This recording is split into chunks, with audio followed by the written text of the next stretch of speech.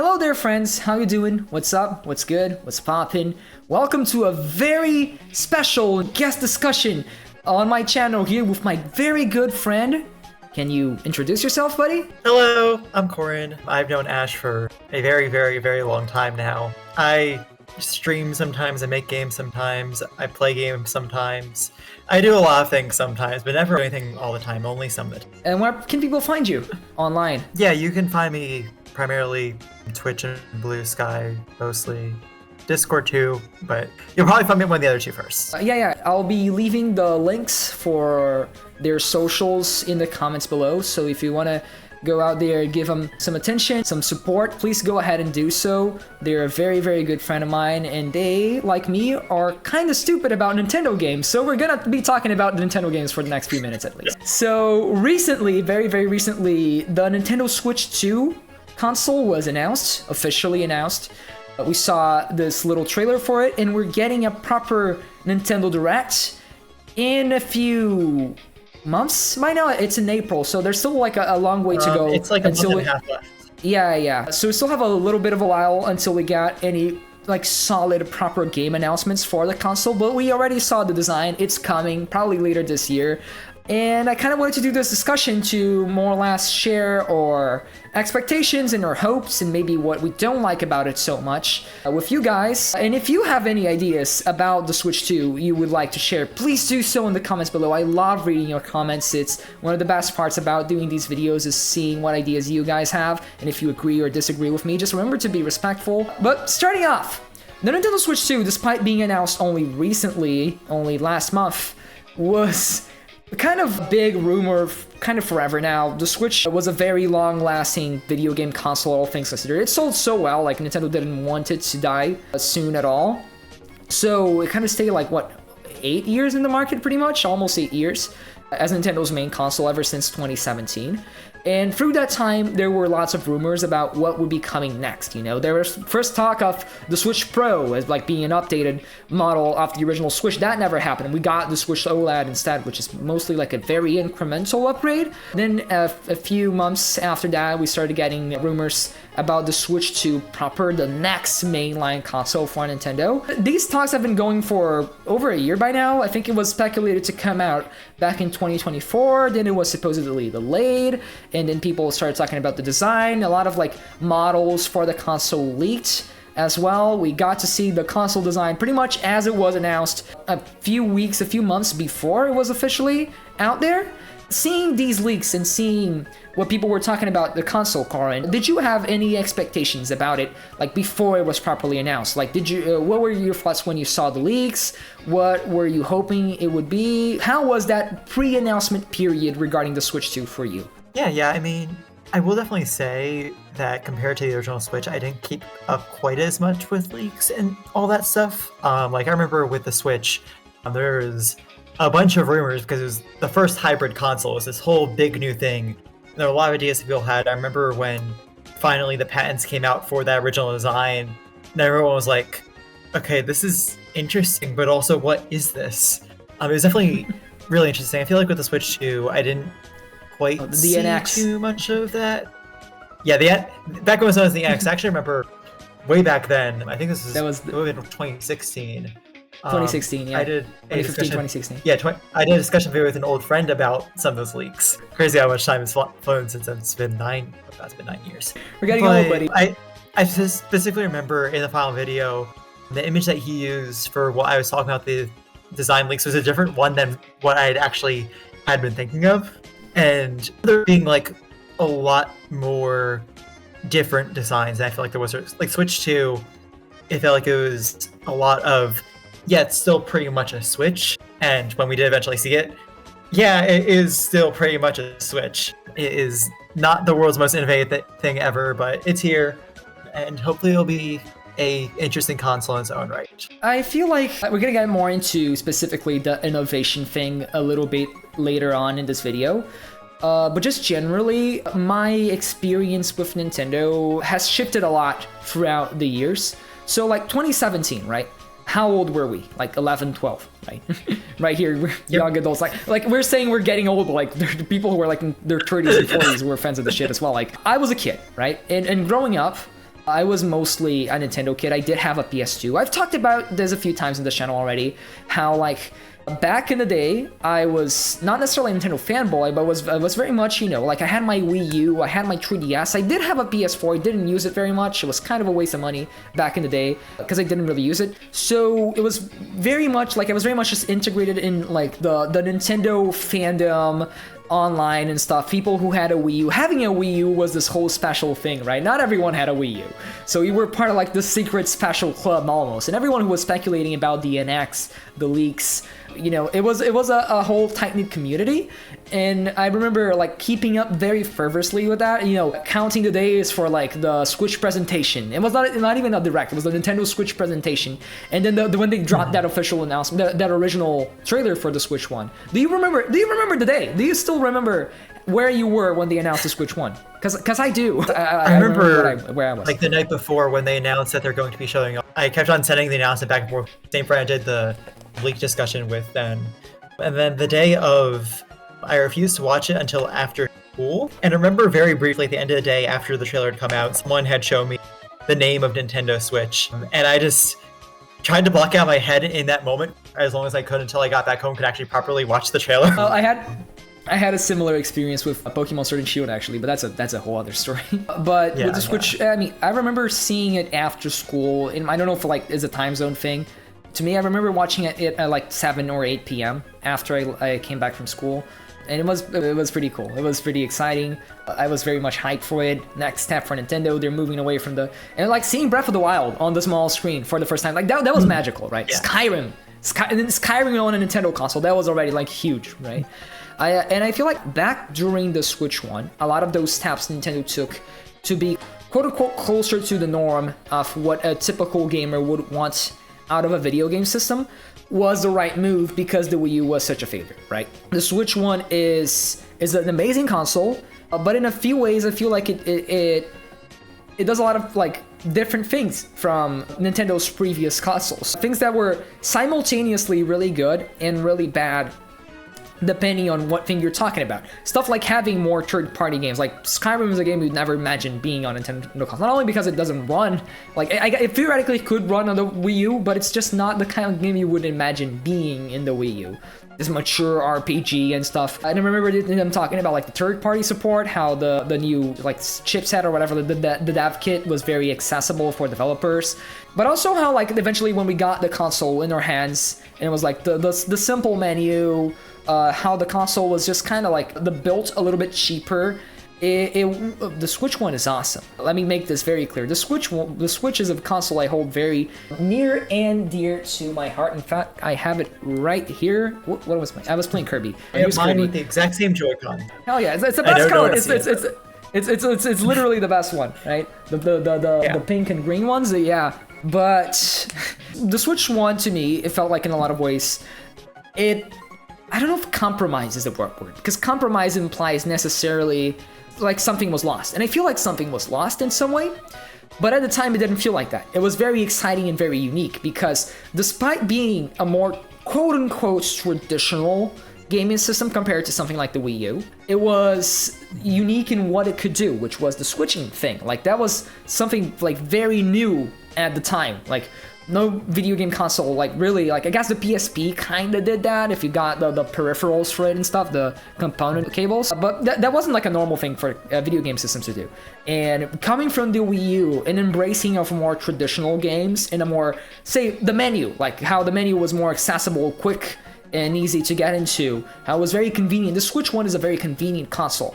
It was very cool because it felt like such a change from the Wii U, and at the time that change was good, because the Wii U kind of fucking sucked. Like, let's be real here, the Wii U was garbage. I love the Wii U, kind of, but the Wii U era was not good for Nintendo, and it was not good for its fans either, really, like in terms of games themselves. The lineup, yeah, the frequency of games coming out, it wasn't that great. We got some really good gems, but the amount of time we had to wait between releases, and how many of those releases weren't even that great. Like the Wii U era was kind of like not super great. So I remember just seeing the Switch, and we're like, oh, Nintendo was locking the hell in. Like Nintendo, they get it. They want to do something for us. And I remember that just being very exciting as a fan.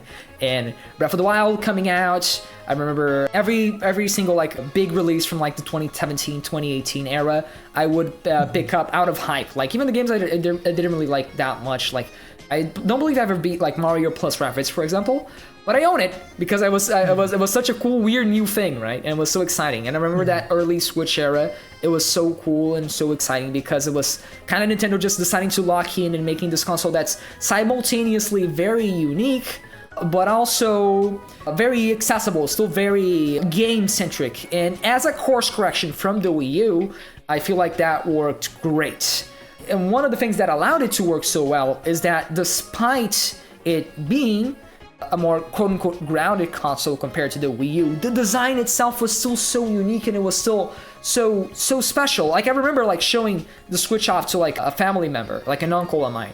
It's like, okay, yeah, you can actually take off the controllers and you can put it on the stand and you can play it like that. That sounded like the thing like freaking NASA console, right? To the unexperienced, right? Like, how the hell did you get that from? It was crazy technology, even though it was actually fairly simple build-wise.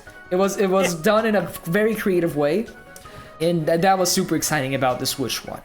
Over time, the Switch One kept existing, right? And with it, lots of cool games kept coming out, you know? Xenoblade, I got into Xenoblade thanks to the Switch. Oh my god, thank you, Switch, thank you. Xenoblade is the best thing that ever happened to humanity. So much more, like Octopath, Mario, Odyssey, Smash Bros, Smash Ultimate. Remember the Smash Ultimate hype cycle? The Smash Ultimate hype cycle is a whole entire separate discussion of just being a very interesting time. It was a very interesting time.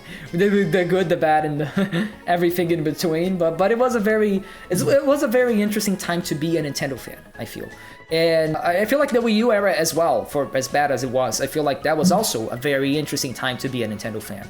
We had Reggie Iwata doing those very infamous E3 presentations in Nintendo Directs. We had, even when the games weren't that great, whenever a great game would come out, it was like, because it was such a tight-knit community, it was so nice to like revel in that with other fans. Like, oh, Mario Kart 8, that's awesome. And early Switch, I feel like it was kind of that as well. Over the years, I feel like Nintendo has kind of changed a lot, and the Nintendo fan base has kind of, you know, grown a lot. Not even the fan base, just, you know, the Switch has a huge fucking install base. Everyone owns a Switch. It's literally the second best selling console of all time. And through that, I feel like we've gotten to a point where even like me as a Nintendo fan, you might even relate to it because you mentioned like you weren't properly like keeping up with leaks as much as you were with the Switch One. Somewhere along that line, and it might just be me growing up as well and getting into more different games, which is actually a good thing, but like it's been comparatively like not something I've been following as thoroughly or as excitedly as before. So I'm still keeping up, I'm still watching, but it's just like, now what we got last year, we got Mario Wonder, which is a whole discussion of its own, even if it is a good game. Lots remakes, remasters, some of them really good. I like a lot of them, but still it feels like we've been in a bit of a comparative downtime. Like there's Metroid, which I'm excited about, but Nintendo has been in a bit of a downtime for the last like year and a half, 2 years, I want to say. There are particular games I'm excited about. But last time I remember like being super crazy about like a Nintendo Direct was like the February 2022 one, like the one where they showed off Xenoblade 3 for the first time, and we also got like Klonoa, Kirby and the Forgotten Land. Like that was the last one in my head where like, yeah, I don't know, that one was amazing. We got a pretty decent one last year as well, the one where they properly showed off Metroid Prime 4. I am still very much a Nintendo fan. I'm still keeping up with the news and what people are talking about online, but it's just not been necessarily that kind of thing where like, oh, all the leaks, I need to consume, I need to see what it's all about, I'm so excited. I'm kind of just waiting for the Switch 2 to come out. I was waiting for the announcement to happen, and when it happened, it was like, oh, it happened. it exists. And I feel like you kind of mentioned a similar experience as well. When the announcement itself happened, how were you feeling about the console? I mean, I saw the announcement and I was like, yeah, this is the Switch 2. Yeah, I don't know, like, we're gonna get more information April 2nd. And that hopefully will tell us more about what makes this more than just the Switch 2, but from just that look, it was very much just an upgrade to it, which isn't the most Nintendo-like thing, but based on some other things that we've been seeing, it's very possible that there's a lot more to this than what we are initially seeing just here. Yeah, definitely. Actually, it was funny because I was seeing the leaks, right? I was sort of seeing the leaks. Like I would watch an Arlo video here, listen to what some guys are saying in a podcast there, and I would kind of get the gist of like, okay, so it's like a bigger Switch. There's this extra button, and I was like, yeah, I'm listening. Sure. Like I know I'm gonna buy the console eventually, but nothing about this gave me the same kind of like, wow, they're really locking in feeling that the Switch 1 gave me. And as a fan, not necessarily like as a fan of the games, that's all right, you know. Like the Switch 1 never stopped being good. I'm still hyped about Metroid Prime. I'm still hyped about Pokemon that's gonna come out later this year. So it was definitely like I was aware of the leaks. Nothing about the leaks themselves excited me that much. Just looked like a bigger Switch, new button that I don't know what it does, and the magnetic Joy-Cons. And then when they announced it was a bigger Switch, new button, and the magnetic Joy-Cons. But speaking of the buttons and the magnetic Joy-Cons, Yes. looking at the console design itself, the features, how it looks, how do you feel about that now that we saw it properly in that review trailer? Like, okay, we already saw him, it looks like the Switch 2, but just in terms of design, in terms of build quality, how it looks, do you have any thoughts and anything in particular you would like to share? I mean, one of the big things that I didn't think of initially if I was watching someone else react to it and it got brought up was with the magnetic Joy-Cons, there's the little piece in there that's like more physical port. And unless it's very, very, very well constructed, I can definitely see that easily breaking off and being a point of concern, which is really not great. You don't want a major part of your console that helps the controllers connect to the console break on your users. So I'm assuming since it's part of the console, they've done enough testing with it to know that it is going to be secure, like, say, because this console won't have a 1-year lifespan, it's going to span over several years. If, say, over the course of several years for a lot of users ends up down breaking, that could definitely end up being an issue for them. But besides that, I mean, the design is fine. The mysterious new button, no clue what that could be doing. But yeah, it looks solid, I think. Yeah, I feel like the bigger Joy-Cons, the different Joy-Cons, like the black with colorful highlights, I do wonder how they're gonna implement like our custom color Joy-Cons, like the ones we talked about. You know, these ones. Are they still gonna be a thing on Switch 2? How is that gonna... Do you think so? Why? Yeah. I mean, it's just a natural thing to do. It's a way to sell more controllers. And like, looking at a regular Joy-Con, what they're doing now is just kind of the inverse of what we have. Like, we still have the black rails on these. All the buttons are black. What they have there is pretty much just like, okay, we're focusing the color in on that rail part instead. I feel like that we're still going to get a lot of like special themed Joy-Cons go along with certain game releases because people are going to be excited about that. People are going to want them. And I mean, I think when the original Switch was announced, I forget in that initial trailer whether or not they showed us multiple kind colors. It's been way too long. They did. They showed it off in the Switch presentation, I believe. Yeah. Properly. So maybe they showed like the red and blue ones. Yeah. I actually don't remember. I'm gonna check. Hold up. Actually, don't hold up. Keep saying. I'm gonna look it up here. Yeah. Like, it would be a very weird decision if they didn't release the variants of controllers because like throughout all of their consoles, pretty much like they've released different versions of controllers. That's not something I feel like that they're going to go and take away now. Yeah. Okay. Switch reveal trailer. You can see it, right? Yeah, I can see it. Yeah, okay. Yeah, so they weren't showing off colors then. So I think we're fine. But don't you think it will kind of like all look a little bit too uniform to be like worthwhile? Like I'm sure Nintendo was gonna do some sort of like custom controllers eventually. Like the Wii had like different color Wiimotes, the N64 had different color controllers, but you still like the vast majority of N64 controllers are like the typical gray one. The vast majority of Wii controllers are like either the white ones or the black ones. And with the Switch, like, yeah, you have the default ones, but like everyone has different Joy-Con. Like it's a part of like the system marketing. You're supposed to customize your Switch, and that's a big draw for the Switch 1 specifically. But looking at how like, okay, you're gonna change the highlights. All right, how creative can you get with that? What I think they're gonna do is the highlights is now just a second part of the color scheme you can go and change.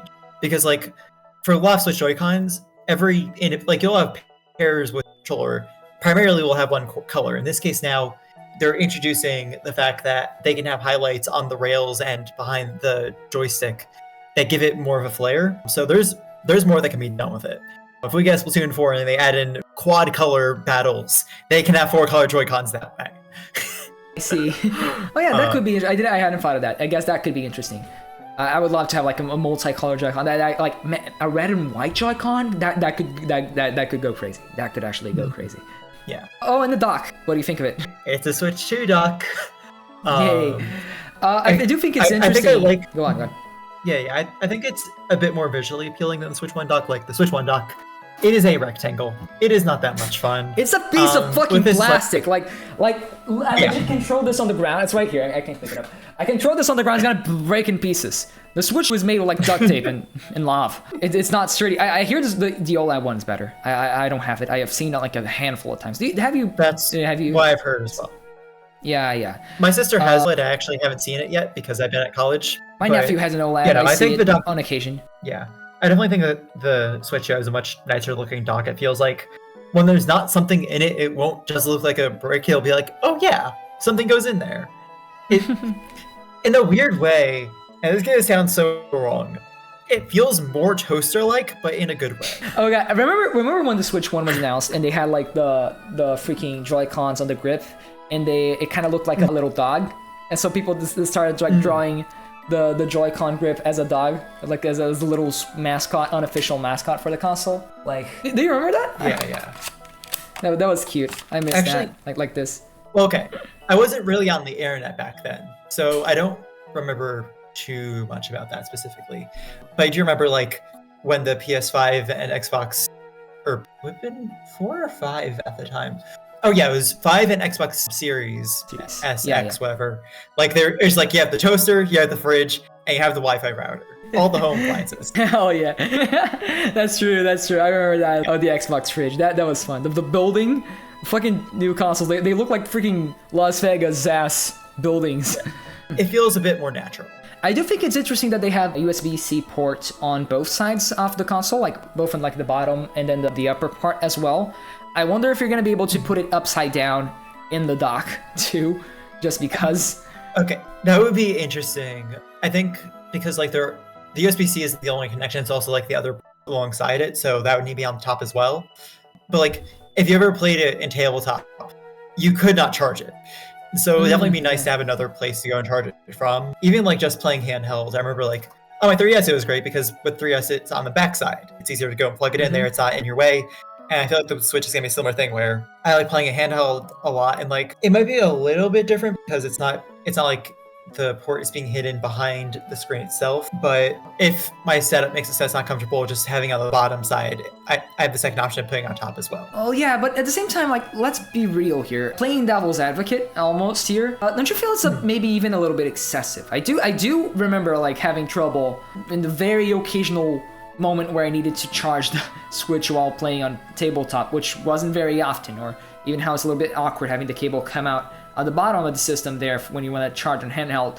But still, like, I feel like 9 times out of 10, that isn't that big a deal. And I'm not that much of a tech guy. How expensive is it to put a second USB-C there? Part of me kind of worries that, you know, since most handheld systems don't do that, I imagine it probably like costs a bit, you know?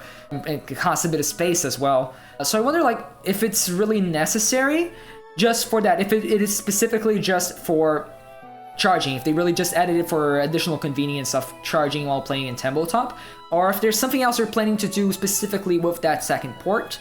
Which brings me to another point I want to talk about here. Any potential features Nintendo hasn't shared about the console itself so far. Do you have any ideas of what we could see that we haven't seen, at least officially yet? We did see some leaks. There's one particular feature that we're pretty much sure it's gonna happen, but I'm gonna let you talk first, and I'm gonna play off of that. Yeah. I mean, of course, there's the mysterious C button that no one knows what it does. It's just there now. And personally, I really don't know what it could do. Like, I don't know what the C would stand for necessarily. I probably have thought about this in the past, and I've just completely forgotten about it. I've heard a few ideas. I don't think it'll be like anything groundbreaking, but it's there. It's something. The fact that they're hiding it, though. Because they're trying to hide it. in the trailer. Like sometimes you can't see the button, and then the button is kind of like, you don't see the C in the button. Like we know there's a C there because of the leaks. Otherwise, we aren't even supposed to know there's a C in that button. So it makes me think like they're maybe saving a very like special particular feature that's like, ooh, wow. Like otherwise, why would they try to hide it? Why would they not announce what it does in the trailer itself, right? I mean, in general, with that it's very reveal suspicious. Trailer, they really didn't try and tell us much of anything. Yeah, here are the like clearly visual upgrades you can see to this console. We're not telling you anything else, and I think it's really just trying to build up a similar level of hype that the original Switch had, like leaving some mystery as to what exactly it does. I don't know. In this case, it isn't quite as effective because we already know what the Switch does, and right now this just looks like it's a Switch again. So not the most effective way of doing things. But yeah, they're trying to do this. It's certainly a mystery. The one I have a different theory as to why Nintendo did such a minimal reveal, but I think like I'm gonna save that just for a bit later. Go on. Yeah, I mean, like the other notable thing that at least I've heard about the console is with the Joy-Cons themselves potentially being doubling as a mouse, which would have a lot of potential. I know that there's the one new part on the side of the Joy-Con that could be like the sensor thing on the bottom of mice. I forget what it's called. This thing. But hold up. I remember seeing it mouse, first in the trailer and being like, mouse, show up on the freaking camera, mouse. Like there you go. No, there you go. This thing. Yeah, this that thing the right red thing. Yeah, exactly. The red thing. Yeah, there's something on the Joy-Con on the side that I remember noticing the first time around watching the channel and be like, that's new. And there's definitely like the bits and pieces hinting at it. The Joy-Cons racing around across the ground like mice. And I definitely think that would have a lot of potential, particularly in, I think what was one of the bigger issues with the original Switch, and that being that the Switch has a touchscreen, but you can only use it in handheld. So it kind of defeats the point of it because you can't use it all the time. And having a mouse Joy-Con would effectively give you another way to play games that have a touchscreen without having to physically have a touchscreen with you, which I think definitely has a lot of potential. Would it be as convenient as a touchscreen though? Like, have you tried playing like mobile games on a computer? It's not that smooth. It's definitely not going to be as convenient as a touchscreen, but like as long as it's not, I think like Tomodachi Life is the perfect example of where you kind of need a touchscreen, but you don't need to be constantly swiping around the screen 24/7 to get everything to work properly. Oh yeah, and I think like Life would be a game like exciting. Yeah, like something like that is where you want to have touchscreen support, but there's no easy way to replicate the feeling of the original game without having touchscreen, but also not everyone is going to be playing with the touchscreen. Yeah, but that does make me wonder a bit about, because Nintendo with the Switch, right, they had this philosophy where it's like 95% of the time, every game would be identical no matter if it's on handheld or TV mode. It's supposed to be a convenience thing first and foremost. Aside from like Rayman Legends, which is, like a Wii U port, and they had to like bring those special touchscreen levels over in some way to make it a definitive edition. But otherwise, like most of the time, like I guess maybe Mario Maker, but you can still build on the TV. Does the Brain Age game for Switch require the touchscreen? I actually don't know. It might actually. I'm not sure. The one game I know specifically that another game that comes to mind as touchscreen only is Pokemon Cafe Remix of all games, because it's like going and dragging across the screen to go and link together a bunch of icons, which you can't really do with a controller, no matter how hard. I mean, it is a mobile game. Like it is 100% just a mobile game. It is pretty much a mobile game. I'm pretty sure it's a Switch game they put on mobile, but yeah. Like I can't think of any dock exclusive games. There's definitely a lot of games will generally run better in docked, but there's none that explicitly require you to be in it. Yeah. But what I mean by that is that naturally, even if it is pretty similar, if it's pretty close, there's a difference between touchscreen controls and mouse controls. And on top of that, the mouse controls, like I do wonder how the logistics of it are gonna play out. Like, okay, you have the Joy-Cons. You hold them like this, right? Like when they're separate, right? You hold like one in each hand. Oh, don't mind. You have Joy-Cons with you, again. They're on the other side, though. They're all the way here. And okay, like you hold them like this, right? I can't control the mouse cursor. The sensor's like right here, right? So like, do I do this to control it? Do I put it on my table and start using it like this? And if I'm putting it on my table, you guys can see on the camera, but like I'm sliding it across my table, right? And it's in this position. Do I have to play and like press the buttons like this? Have to keep pressing the button. Like this isn't long term, like playing an action game like this will not be comfortable because I have to like reach the buttons here. Like just right now doing this, I can feel like this part of my hand here, it's kind of like stretching out to press like the down button here, the right button. Like long term, this doesn't sound very comfortable. Like this is a very different like sort of control scheme. Even if it like if you're sitting right on a table, like it works. I can still reach all the buttons. I can still move the analog stick. It's not as comfortable as just holding it like this. So I do wonder if it's gonna be like a special gameplay style, right? If it's gonna be something like now put the Joy-Con in mouse mode, which could explain what the C button is. It could be a cursor button. It could be a way to turn on the mouse mode. But also it's only on one of the two controllers. But it could be a system-wide thing. Maybe? It would be weird to only have it on one controller if it were to affect both. Because I guess it could play like multiplayer, and each one would have their own mouse. Yep. I guess defeats the purpose. Yeah, that's right. I didn't think about that. I'm holding the right Joy-Con. Like, I don't think it's too uncomfortable. Like, you have middle finger on the back button, pointer finger on the regular R button, and then thumb can hit any of the four main buttons like that. So, like, I can see it working. The right one is definitely trickier because the buttons are further back, or the left one, the buttons are further back. It would be interesting to see what exactly they do. It also could just be like easier navigating an internet browser if they choose to bring that back. Yeah. Like, I can reach the shoulder buttons just fine, like the L and R buttons on both controllers. Like they are easy enough. They're like clicking on a mouse. Really, they really are, just like clicking on a mouse. And I can sort of like click the analog and the buttons here on the right Joy-Con with my thumb. But at the same time, like imagine playing like Metroid Prime with this. Like, would you handle playing Metroid Prime with mouse controls like this for like multiple hours at a time?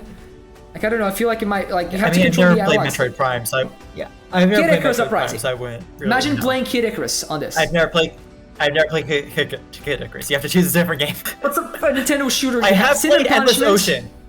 Ocean. Okay. Could that use... Yeah, which like was on the Wii, so it definitely relied on a lot. That actually could see working quite nicely because like in that case, it's a simpler game. It doesn't have complex controls. So if you're if it's like trying to just somewhat replicate how the Wii Remote cursor worked, it would work fine for a lot of simple. It could. Imagine playing Mario Galaxy. That's the best example. Imagine playing Mario Galaxy like this. Like hold the legit. Like put the controller down on the table. Yeah. Hold it like this, and just imagine controlling Mario with the left analog stick. I don't know if it would be comfortable like long term. Like it would help with collecting the star bits and stuff, but I don't know how nice it would be. Maybe with the straps, maybe the bigger Joy-Con will help with that. Because right now we're using the Switch 1. What if it was 1-in-1?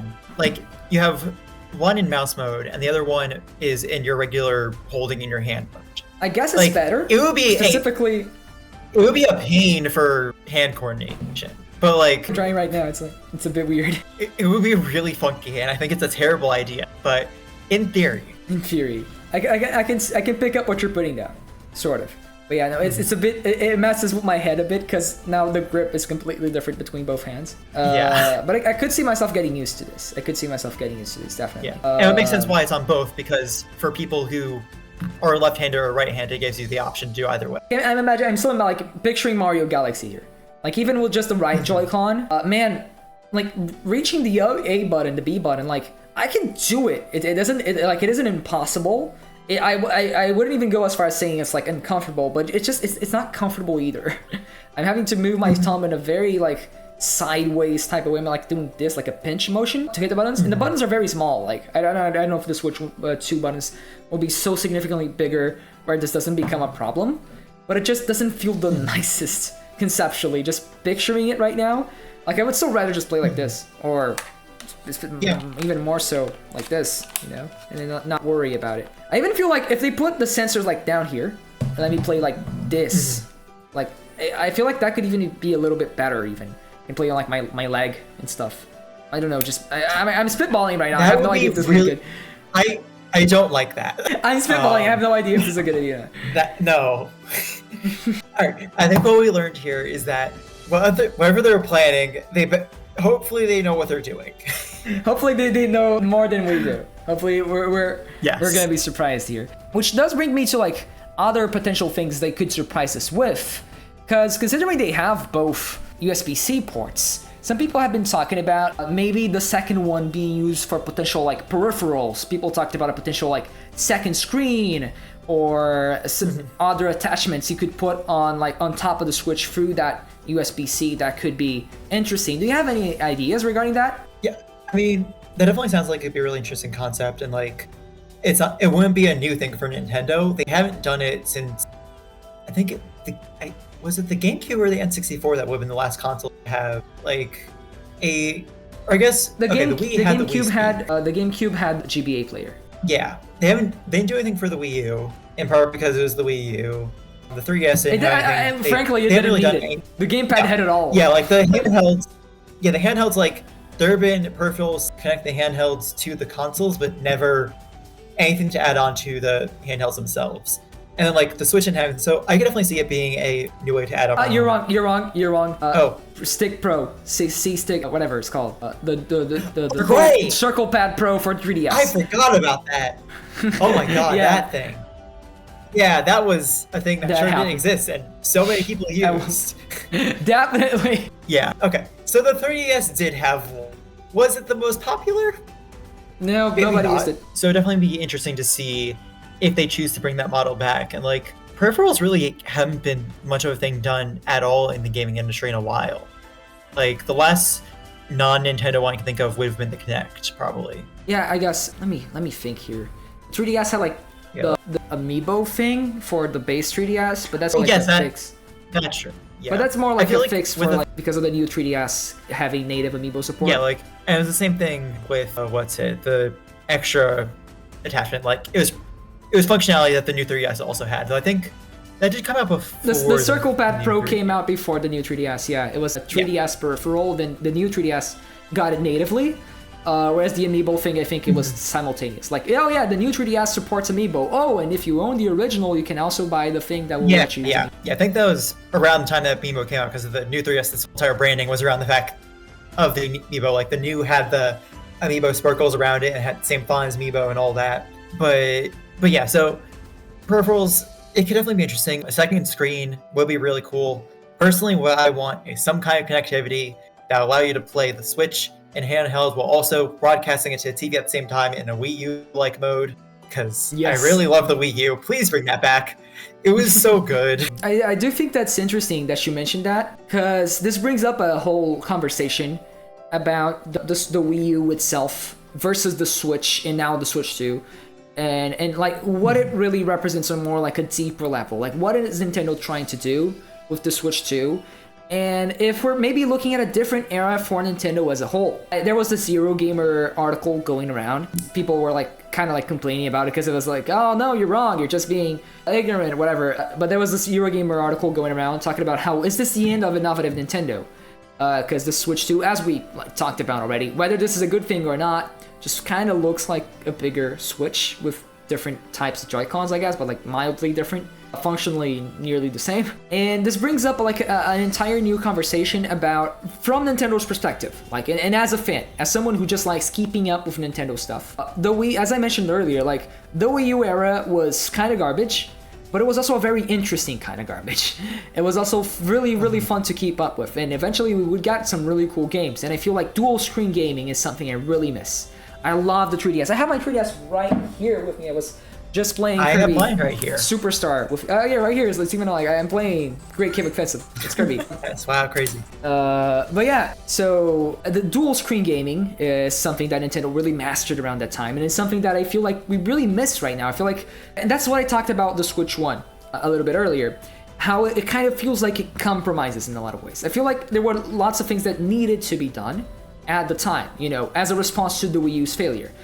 Tell the gamers, oh, this is the serious console. They're gonna play games. So no Netflix for you, no web browser for you, no quirky menu for you. Oh, the Mii's are gonna be hidden away in the freaking stash in the options menu. Like, we had the Wii Sports like in 1-2 Switch, I guess, but it was garbage. And so on and so forth. Even the console build quality itself, that's something I maybe hope the Switch 2 is better about. But the Switch 1 is like, as I joked about the dock, right? It's cheap plastic. The length of that HDMI cord, it's kind of funny even, right? The Nintendo was cheaping out, and we kind of like approved it back then, because it was like, oh, this is a response to the Wii U.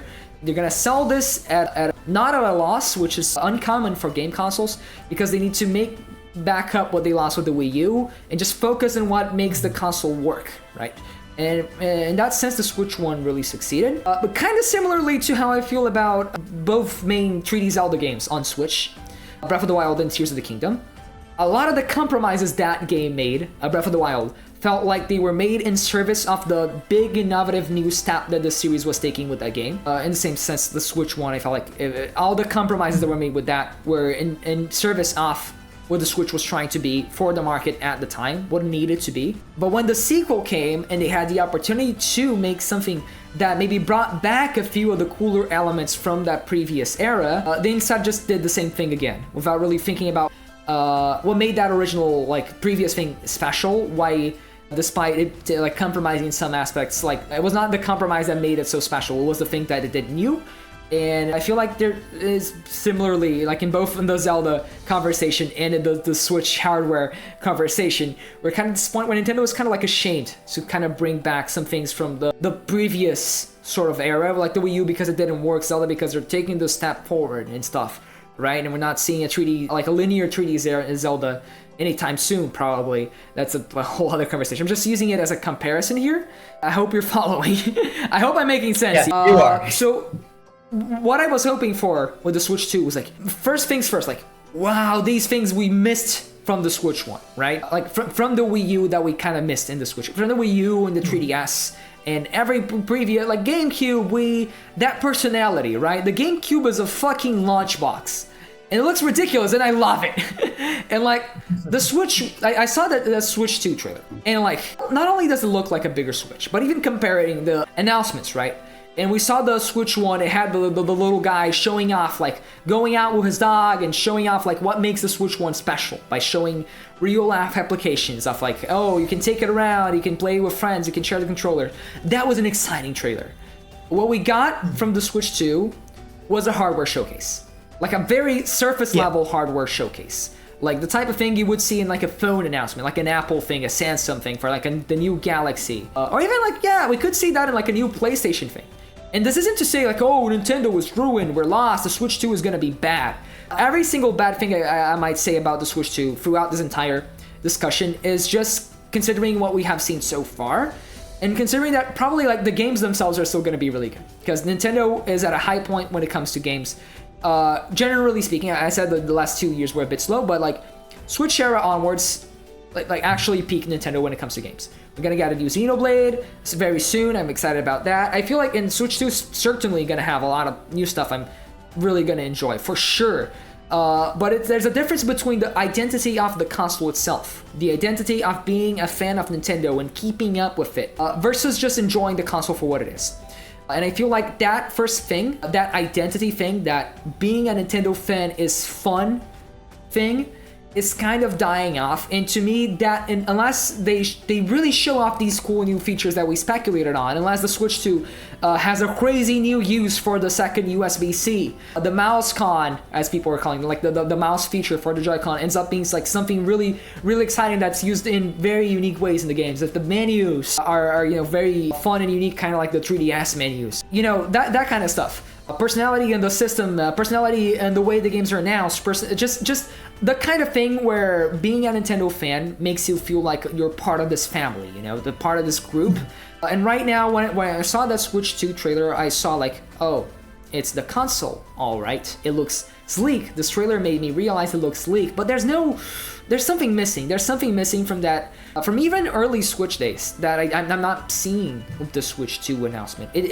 It's cool, but I can't really bring myself to be excited about it because it's just kind of the hardware. The literal like hardware, as in like just show me the console in one game. We're gonna talk about it in a second, but the console in one game. There's not that much to be excited about. The same way like even the Switch 1 did with the very that Switch 1 announcement was very good. Like retrospectively, that showed off exactly what the console was and did, and it did that very well in a way that I don't feel necessarily the Switch 2 was trying to do. You mentioned how they were maybe trying to replicate the hype from the Switch 1 announcement. I wouldn't necessarily say they're trying to. I don't feel like they feel like they need to. Like I feel like at this point Nintendo knows everyone wants a Switch 2. Like I'm gonna buy a Switch 2.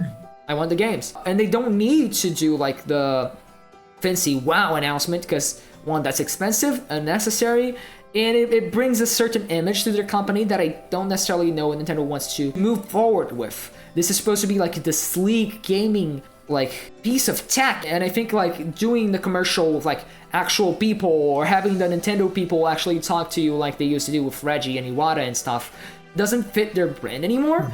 And goes like this. I could make a whole video about this. Actually, I feel like Nintendo is sort of like drifting in this direction. And as a fan, even enjoying the new games, I don't know if I really like it. I don't know if I really enjoy keeping up with Nintendo in the same way I used to, because it feels like, I guess, a little bit more corporate. A little bit. Nintendo's getting comfortable with the Switch. They have a different vision they want to push.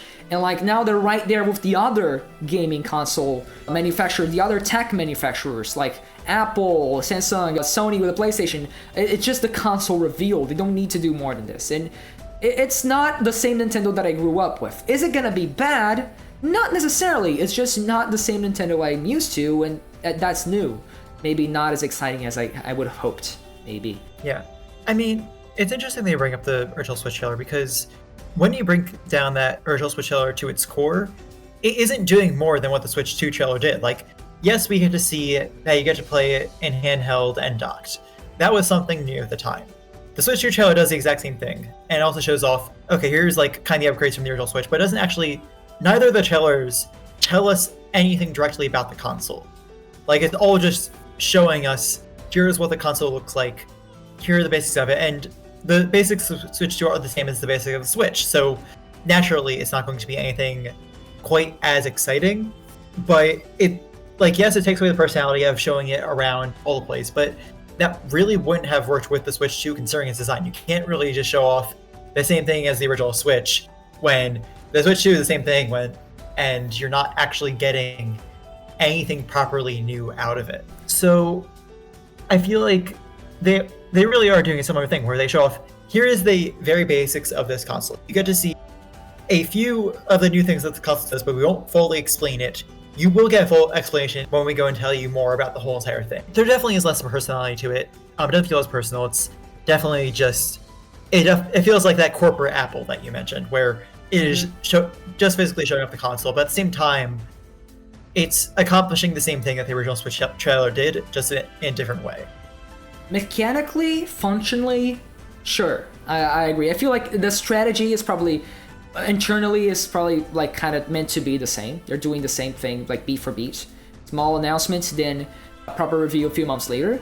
But I do feel like let's compare different announcements from different Nintendo consoles over the years, right? And we had the Wii, for example. It's like Iwata coming in, pulling out of his like jacket or whatever, like, here's the revolution, right? That had energy to it, right? The Wii U, yeah, that was a garbage announcement, but that's because it was poorly managed. The trailer was cute. It showed people playing around with it. It showed what the controller did. The controller itself, the gamepad looked very cool, very exciting. Even if people didn't understand it was actually part of the new console, but at least like it was kind of like this, whoa, cool, that's the different new thing. And I feel like the Switch 1 and Switch 2 trailers are functionally the same, like in a very mechanical sense. But the Switch 1 trailer had like direction to it. And not to say like I'm sure the CGI took work and like people probably put quite a bit of effort into it. And there's still like a tinge of personality with the Joy-Cons drifting around and stuff. But it's a simple animation. It's, again, the Apple thing. The Switch 1 trailer left me feeling things, man. Like actual chills. But that final part where like the Splatoon players are playing in like the freaking esports stadium or whatever, which never actually happened. Yeah. That trailer, it felt like it was trying to like tell me, not even a story, but like sell me emotionally on a console. In the same way the Wii U announcement tried to do, in the same way the Wii announcement did very well. And I feel like the Switch 2 just isn't trying to do that. It doesn't sell me emotionally on the Switch 2. It doesn't sell me, oh wow, I need this because like my heart of hearts, I really need this console. Just oh yeah, I'm gonna buy it, sure, right? And I feel like Nintendo knows that, and that's why they went specifically for this direction. I don't feel like they needed to do the same trailer as the Switch 1 because, as you said, been there, done that. Like, it doesn't really work. But done something that at least made me feel similar things. Show me why I should be so excited about these new Joy-Cons or this new console. What's so cool about it? This kind of failed in that level where the Switch 1 trailer really didn't at all. Yeah, I mean, I think the big issue was with how much they wanted to tell us, there was no way that they're going to be able to get that same. Like, I don't think that we were going to get any new information that they haven't told us already in an original trailer for the console. So you really can't get the same reaction out of people because there isn't too much new to actually talk about. So I feel like, in a way, even though, yes, you don't get the same reaction, it works better than trying to do something to get a reaction when there is no reaction to get got from it. That's fair. That is actually pretty fair. But at this point, why are they doing this in the first place? Like, I guess it's because it works. Like, it works. It works. People are excited. I'm not doing this video because this isn't a hit piss on the Switch 2. I'm excited about the console. It's just like, I feel like there's this very few things that kind of bother me about the way it was announced. And at this point, like, why don't you reveal more? The mouse feature is really a thing. Show it to me. Show it to me being used. So the Switch 1 trailer had like 5 games. It had like Skyrim, it had Mario Odyssey, had Mario Kart 8, it had Splatoon. This has 1 game. And it's frankly like the one game that's least exciting out of the possible ones for a release title, at least generally speaking, out of the expected ones. Like if we had the same franchises we saw in the Switch 1 trailer, because that one also had Mario Kart. That one had like Mario Kart, 3D Mario, Zelda, Skyrim, right? And Splatoon, right? And if we could get like a freaking between Splatoon 4, Elder Scrolls 6, a new Mario Kart, Breath of the Wild 3, which of these sounds more exciting to me, right? And that actually brings me to Mario Kart itself. Do you have any thoughts about what we saw of that game, or the fact that we saw that game at all? Yeah, I mean, it was to be expected. We have not gotten a proper new Mario Kart in, I think, 10 years now. Deluxe definitely adds a lot to the original Mario Kart. There's basically a whole entire second game on top of it with the Booster Course Pass, or I think that's what it's called. It was due to be announced. I think of all the announcements, it was probably the most it was the most expected, the safest one, without giving away. Like, I feel like their main goal this trailer was to get the announcement of the console out of the way without giving about it, because it definitely feels like they are trying to hide a good number of things, and I'll get a bit more into this when we talk about other potential games, but they're not trying to say too much right now, which is an interesting move. In terms of the actual new Mario Kart itself, it definitely looks interesting. I think 16 Racers is interesting. I think bigger courses in general is interesting. My main thing I'm not as big of a fan of was from that bit of a trailer, it looked like that tracks could have several different routes to them again, like they did in the Tour tracks. That got moved into a Deluxe. And personally, I really don't like having the different paths every lap. It's not something I really enjoyed. It made me not like a lot of those courses as much. So I'm curious to see how that pans out. We'll see. I'm not as excited about it as I would like to be. Personally, I wasn't that excited about 8 Deluxe because I already had it on the website. I'd already played it mostly. The new battle mode was a lot of fun. I thought that was very enjoyable. I'm curious to see how they'll choose to expand on that in this game, since the battle mode is a decent chunk of it. But yeah, I think it looks interesting, but it's, as you said, it's not the most exciting thing they could have announced. I feel like that's also a bit of a point of contention, because I know there are many Mario Kart fans out there, and myself included. I like Mario Kart. I grew up with Mario Kart. Ask me about Coconut Mall, I dare you. Mario Kart is a series of very enjoyable multiplayer games, and I feel like at their best, they're also really enjoyable just visually, aesthetically, you know. Again, I mentioned Coconut Mall. I feel like Mario Kart Wii, partially due to nostalgia probably, but also like whenever I watch like a Shafrilla's video ranking all the courses in any Mario Kart game, like that's interesting. And with the right group of people, you can sit down and have a great time with Mario Kart. There's a reason why it's the best-selling game on the Switch 1. Mario Kart 8 Deluxe, like it's by far the best-selling game, which does justify it being the first game to be announced and probably the launch title for the system. But at the same time, like, it's a situational thing. This isn't me trying to like compare types of games, saying one type of game is more valuable than another type of game. But Mario Kart is always going to be Mario Kart. You can't really go too far from the formula, and nothing they showed so far goes enough far from the formula to make me go, oh yeah, this is a launch title, right? in the same way Breath of the Wild was a launch title for the Switch One, like the kind of like this killer app, like you're gonna need the console for. Mario Kart, you can pick up any Mario Kart game like after 64 and have this a similar type of fun, despite new features and 8 being technically like the best one so far, just thanks to being like the most fun to control and having the most tracks, right? You can still have like Mario Kart fun with any Mario Kart game. It's about having the right group of people. It's about being in the right moments, more so than the game itself a lot of the time, I feel. Like, as a kid, I would go try to do like all the cups for any Mario Kart game. I remember doing that for 8 Deluxe when that came out. I was actually really excited about that. But right now, I would rather just put my single player gaming time into like an actual curated adventure, like a new Zelda, like a new 3D Mario, like something a little bit more, wow, this is a big new AAA Nintendo game. Whereas Mario Kart being the first game announced, likely being the first game to come out, kind of hits me as, oh, Nintendo looked at the sales numbers. Oh, Mario Kart sold well. Oh, we need to do a Mario Kart again. And like, of course, it's exciting. We've been, how many years since Mario Kart 8 already? Over 10 years by now. It was 2014, right? Yeah, that sounds right. Splatoon was the same year. Splatoon was 2015, I think. Wasn't it? Oh, it was? Oh, okay. And I know they're both in May. Maybe it was just May different years. Anyway, yeah, one thing interesting that I would like to point out as well that leads me to believe that this is definitely not their big launch title is pretty much since the Wii, every single home console of theirs has had a more like party social focused game. Like the Wii had Wii Sports and Wii Play, the Wii U had Nintendo Land, Switch had 1-2 Switch, and then there's also their big console release. So like Twilight Princess, what did the Wii U have?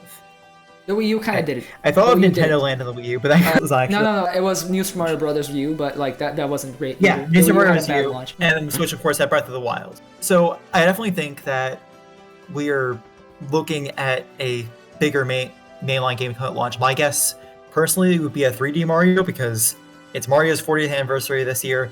We haven't had a real new 3D Mario since Super Mario Odyssey. So I can only assume that's going to be what they're going to be starting with. And there's also that alternating Mario Zelda pairing that we've had. So it's Mario's turn. But yeah. That's true. I never noticed that. It's GameCube was Mario, technically. Luigi's mentioned. The Wii was the Twilight Princess. Wii U was Mario U. Wow. I never noticed this. That's cool. It's a more recently emerging pattern, but it's there. I don't think it was intentional anyway, but it could be an indicator. Just in terms of like logistically, I don't think we're getting a new Zelda anytime soon. Tears of like a new 3D Zelda. Tears of the Kingdom came out like what, last year or something? 2 years ago? We also just got Echoes of Wisdom as well. So no new Zelda for a while. Probably. I feel like that could work, but then are we really? Because like from the Wii to now, the social game has always been something a little bit more unique, right? It's always been either a Wii series game like a Wii Sports or like Nintendo Land, or even like 1-2 Switch being as mid as it is. It's not tied to any previous IP. It's supposed to be like a more like actually, I don't want to say, because Mario Kart has very wide appeal nowadays. Everyone likes Mario Kart, but at the same time, it's not like the hardware showcase game in the same way 1-2 Switch or Wii Sports was, right? Where like anyone can play it. There's no big franchise attached to it. It's just like this party game that shows off what the new controller can do, right? And to me, like Mario Kart just doesn't really fit that description in the same way, right? Mario Kart always usually comes out like just a little bit later. And I'm not saying they couldn't break the pattern. It's just weird to think about it, because then Mario Kart is going to come in place of a potential new Wii Sports or a new Nintendo Land-like game that could maybe be good. I don't know.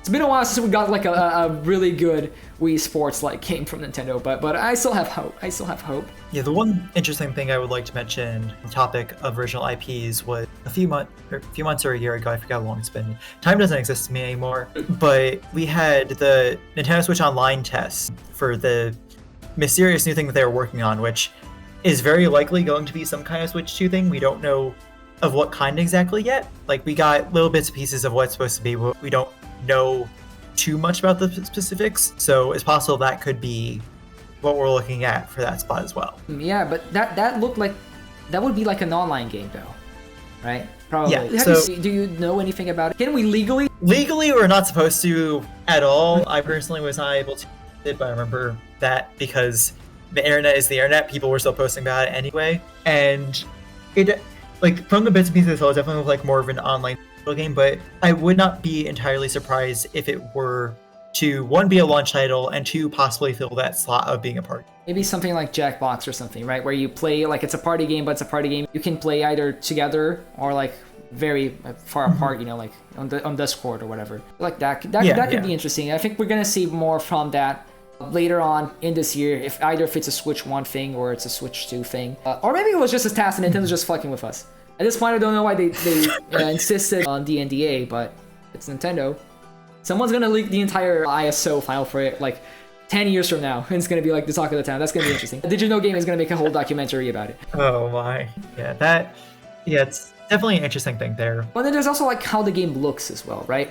Because it's going for like a sort of a different style than Mario Kart 8, right? But where it's like a little bit more cartoon. Did you see Donkey Kong? See Donkey Kong? So I did, and honestly, I like it. I think it kind of reminds me a little bit more about how it looked in a lot of older art, which I think is really neat. I know a lot of people have been comparing it to his movie look, and I can kind of see it, but it's not what I immediately think of when I look at it. I think if it is the movie look, that probably goes to show like a bigger conversation about the whole corporate Nintendo thing we were talking about earlier, and maybe like trying to converge the movie marketing with the games themselves.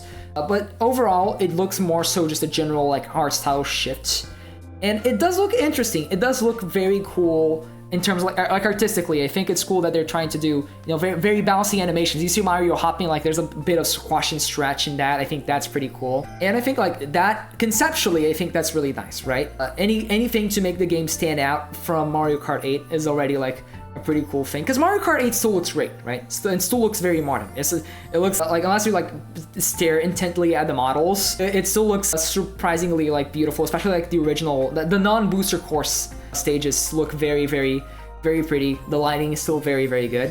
And looking at the new game graphically, I feel like it still looks very similar to Mario Kart 8 in terms of like lighting, in terms of like general like fidelity, graphical fidelity. From those snippets that we saw, I think they might be focusing more on like making bigger tracks and making more characters appear on screen at once, and that might be taking the extra hardware power. But in terms of like how the environments look themselves, I feel like it's still very comparable to Mario Kart 8, to a point where like my actual reaction to the trailer was like, oh, is this Mario Kart 8? Oh no, it's new. Oh, it looks very similar. Oh no, Mario looks cartoony. It's kind of different, right? And I think the idea of making it cartoony is cool. I kind of would have hoped they went further with it in some way, because it still looks kind of similar to Mario Kart 8, and I don't know what I would have hoped, what I would have expected. It's kind of a similar transition between like the GameCube and the Wii, and like Mario Kart Double Dash into Mario Kart Wii. Like they don't, there might be a hardware jump there, but it still feels like for general fidelity wise to the untrained eye, it still looks like very similar. It's not this graphical jump where between like Mario Kart Wii and Mario Kart 8, or like Mario Kart 7 and Mario Kart 8, it was like, oh, holy crap, this lighting looks insane, right? Nothing graphically about Mario Kart 9 made me think, oh, this looks insane graphically. It just looks like Mario Kart, but a bit more cartoony. I feel like if they actually went harder with like the cell shading or something crazy like that, that could have been really interesting, making the game like really, really stand out as this new thing. Like, yeah, we're actually making it super cartoony. But it's more so just a slightly more animated take on Mario Kart 8. And honestly, I like it conceptually, but I do feel like as a fan of sleeker design as a whole, characters looking kind of like in proportion sometimes, I do really like the general look of Mario Kart 8. The reflectionness and like the logos, how everything looks so shiny, and there's a little bit of an edge to it, right? With the anti-gravity stuff, the sparkles from like the drift were very, very shiny, very... Mario Kart 8 has almost, I don't want to say edgy, because it's not edgy at all, but it had this edgier take on Mario Kart compared to like the previous games. And I feel like we're kind of losing that a bit with the new one, which, fair, it's a new game, it's a new style. Mario is never supposed to be edgy. But I do wonder how much I'll actually enjoy it once we actually see the proper game and how it actually looks. Right now, I'm kind of mixed on it, to be honest. Yeah, it'll definitely just be a case of waiting to actually properly see the game instead of having like 10 seconds of it in a trailer revealing a console. Oh yeah, for sure. Like everything I say here, massive gray assault, okay? The game is gonna be good. It's Mario Kart, it's gonna be good. Nintendo's not gonna allow that game to be bad. 24 races as well, right? Like there's that. You mentioned it briefly. How do you think that's gonna affect the game though? That's like supposed to be apparently like the one big gimmick we noticed. Like there's twice as many racers, but honestly, like, do you feel like that's gonna change the game dynamics too much in a way that's gonna be like noticeable, that's gonna make the game truly unique? I don't think that's going to be the standard for the game. I think it's going to be something that you can, as a possible option. My main reason for that being, it's not Mario Kart without the retro courses. A lot of those retro courses will not be happy with 24 people racing on them. Like, you can very clearly see with this new track, it is designed for 24 racers. Like, when they added the 8-player Smash in Smash 4, there was stages designed for 8-player Smash because you could not have all these players fighting on a tiny little stage. So I definitely think that, like, it's going to be an option, but not the standard. I didn't think about that. That's interesting. That could be that's possible. Or maybe they're just gonna really rework the retro courses this time around.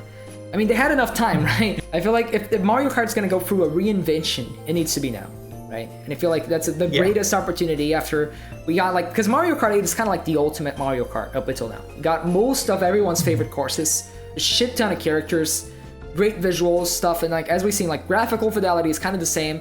So like now what I feel like they could do to make this a little bit more, it's just reinvent Mario Kart. Show me what Mario Kart can be differently from the previous game, something that really makes this game stand out. And I think we haven't seen that yet. It could be the 24 racers, it could be something else. Like, I hope it's something else, because honestly, I don't know how much the game dynamic could change with having 24 races instead of 12. We did see a player count jump already between, I believe, Mario Kart DS and Mario Kart Wii, right?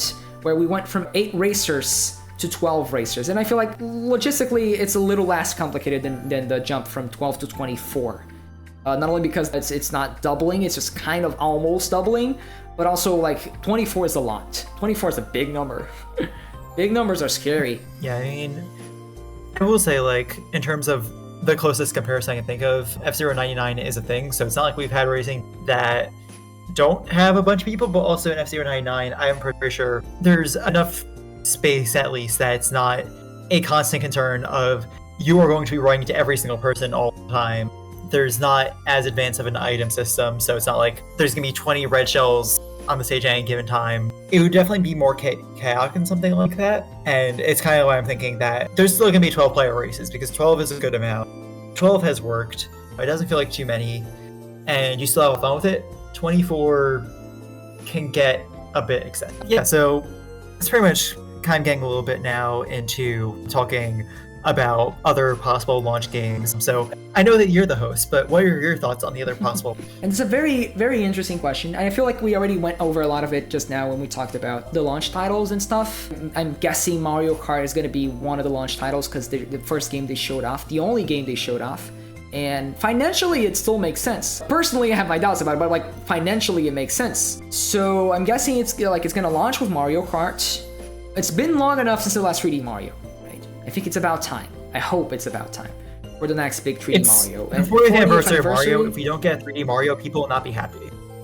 Yes. Oh, God. I don't want to see people not happy. Mario fans not happy?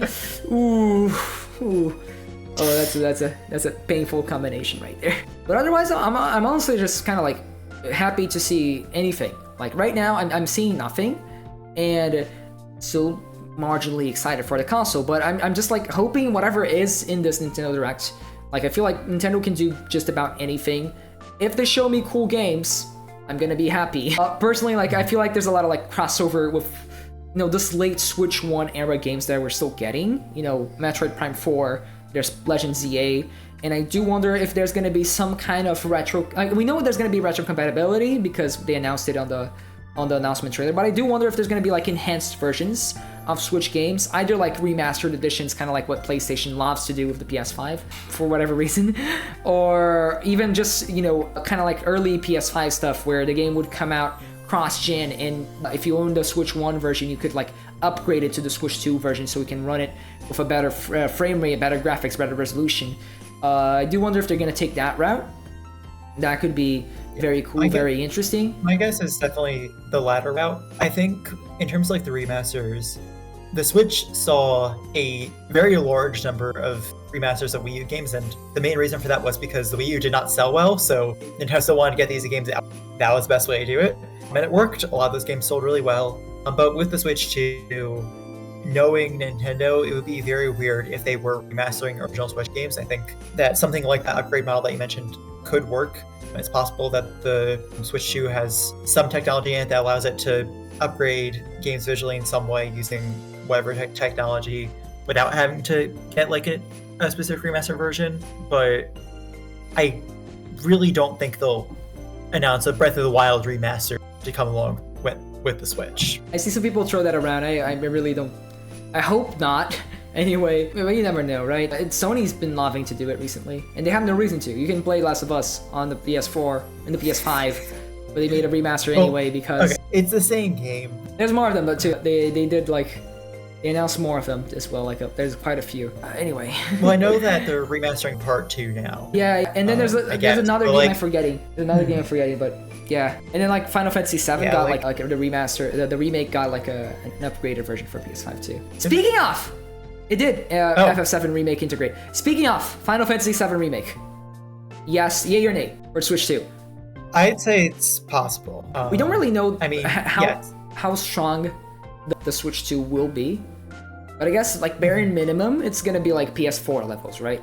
And people have been throwing around some like big guesses. And there's also like apparently Nintendo is working with Nvidia, right? According to the leaks, to use like the DLSS technology to upscale games into higher resolutions, even if they're running natively at worse resolutions, which theoretically could make PS4 quality type of like hardware output visuals closer to what you would see on a PS5.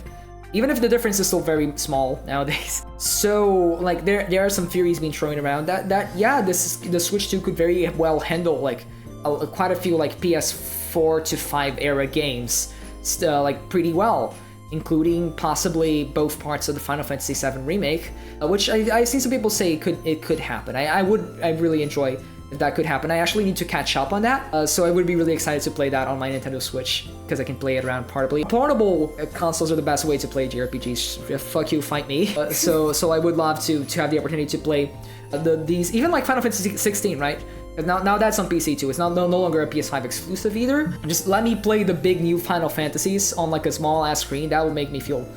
That will give me back the same feelings I had with the Switch 1 with Breath of the Wild, right? Like, because I don't know if you've seen Final Fantasy 16. Are you familiar with it in any way? Because that I know game it exists. That's the one game I played on like my PS5 that like made me feel like, wow, this would not be possible on the PS4, and maybe it even could be theoretically. I know like I played Ratchet & Clank as well, Rift Apart, and that game like it's also awesome. But aside from specifically the gimmick it has with like the portals and stuff, that theoretically only works thanks to the PS5's SSD, even though the new Sonic Racing game is doing it too on the Switch 1, so sure, Sony. But the Final Fantasy 16 is a very like visually stunning game that does a lot of like these huge set pieces. At points it will do like these huge like kaiju fights and stuff, and it's gonna like make you like play through like a freaking movie-esque action sequence. And it was the very first game in a long time that made me like actually like, holy shit, gaming has evolved, right? In a very long time. Playing that on a small ass tablet like the Switch, or the Switch 2 in that case, would be impressive. Maybe like justify the console in my eyes, I guess, in a sense.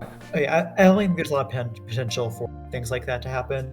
Nintendo and Square Enix over the Switch's lifespan definitely had a very relationship. They got Octopath Traveler, which was initially Switch exclusive, and playing other Square Enix games found their way onto the Switch, so it's definitely within the realm of possibility to go and see that remaster on Switch. And I think the Switch 2, from what we're hearing, definitely has the capacity to have it, so I would not be surprised if it came on within the first year of the Switch 2. Any of them, like it could be either 7 remake, it could be both parts of 7 remake, or it could be 16. 16 would be mildly more difficult, I feel, since that's a PS5 game versus 7 remake, which is technically a PS4 game. But yeah, any other third-party games you expect seeing from the Switch 2, or you would like to see at least? I really want Octopath Traveler 3. I am a big fan of the first 2 games, and the original Octopath Traveler was announced during the original Switch presentation, so it's not out of the question. It was like, well, it was Project Octopath Traveler, right? Project Octopath Traveler. Gee, I wonder what they finally named. But yeah, in terms of what they finally come up with, that's definitely the main third-party one I'm looking forward to. Other third-party games, Eureka is technically third-party, and they were the ones who did Endless weirdness. So if, say, they decided and feel like, hey, maybe we should make another Endless Ocean, and they do that and they make it even better, I wouldn't be complaining. Hell yeah. I will bring Endless Ocean to any conversation. Do not underestimate me. Feel free to. Can I bring Xenoblade into the conversation then? You can go ahead and bring Xenoblade in. Yeah, because I don't think it's happening. It's not happening until like... Yeah. I would hope to see... It's like Xenoblade right now is in a very interesting spot. Because the original quote-unquote trilogy just wrapped up with Xenoblade 3 and the DLC. That was already like 2-3 years ago by now, I think. So it's already been a while. But we just got the remaster for Xenoblade X. Like, that's about to come out, right? And it seems to be like a full-on remaster. It's not a Wii U port in the same way that Mario Kart 8 was a Wii U port.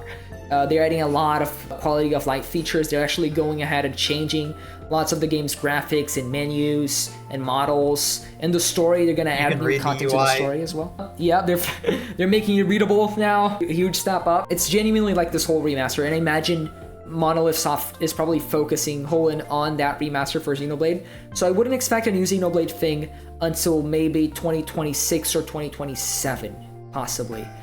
But I do wonder, because Monolith does work on other stuff as well. They've been supposedly sitting on a new IP for a handful of years now, and I don't know where that went, if that went anywhere.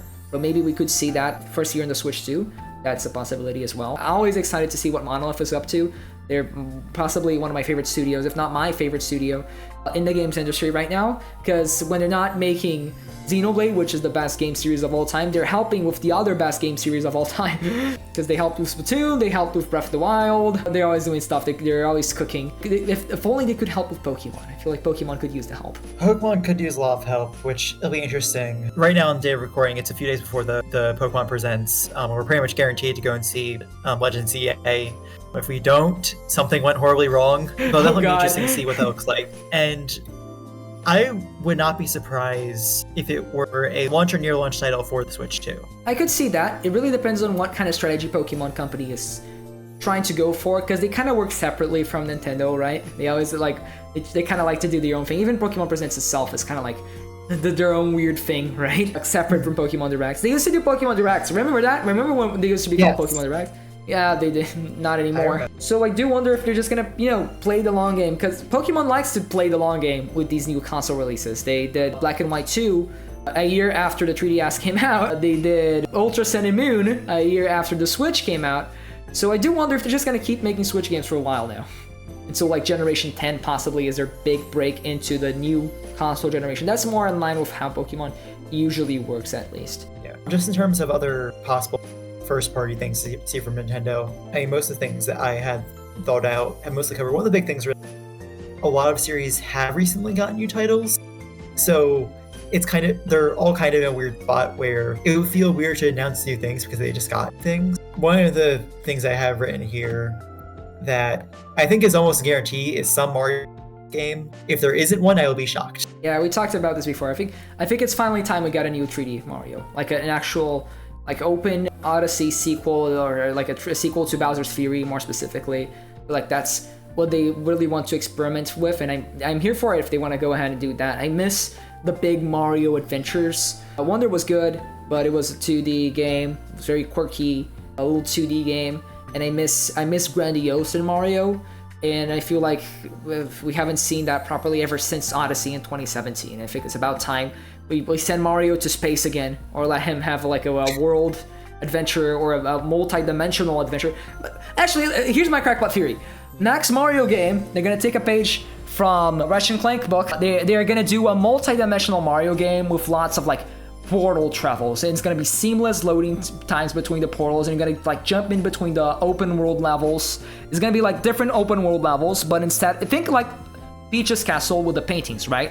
But you can go back and forth, and it doesn't take a loading screen, it doesn't take like a transition or selecting the start. You just jump into the painting, boom, Bob on Battlefield, right? I feel like that could be something interesting. That's just my just throwing it out there. I'm not sure it's gonna be right, but I think that could be really insane idea from me. So, in addition to being the 40th anniversary of Mario, is the 40th anniversary of the multi-dimensional travel, except it's also covering different games that came out on the NES. Oh, that could be cool. That could be goofy and fun. It's an absolute insane idea that probably won't happen. But if it did, I don't know if that could carry a whole like actual adventure game though. Like that would be fun in a gimmicky sense. But like, how can you inspire wonder in fucking a balloon fight? I guess you can.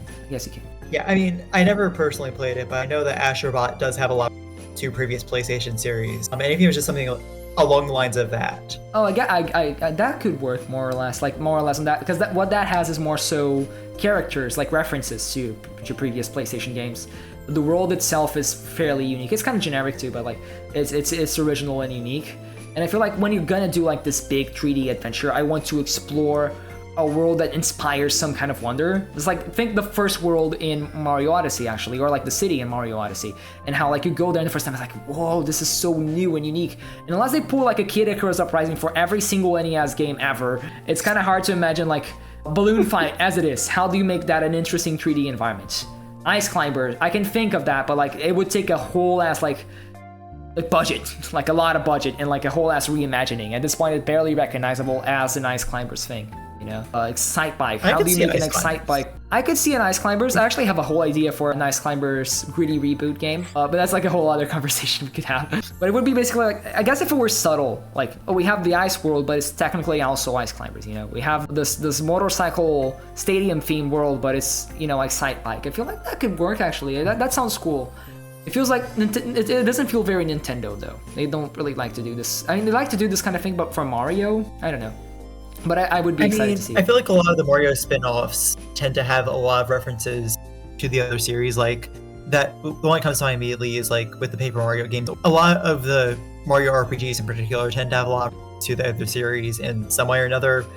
Even if just like having Samus's ship from the Metroid Prime series show up. The Metroid ones, to stay in mind, it was one of the Mario and Luigi games where Samus was a guest to the coffee shop that was there or something like that. Just those little references like that have always existed in Mario RPG specifically. It would not surprise me if we got something on a little bit of a bigger scale. Well, it would surprise me, just not entirely. Yeah, no, I feel like depending on how they do it, it could be really, really, really, really cool. Like I question it a bit, but mostly just seeing, kind of getting a feel for the vision. But no, definitely this could be a really cool.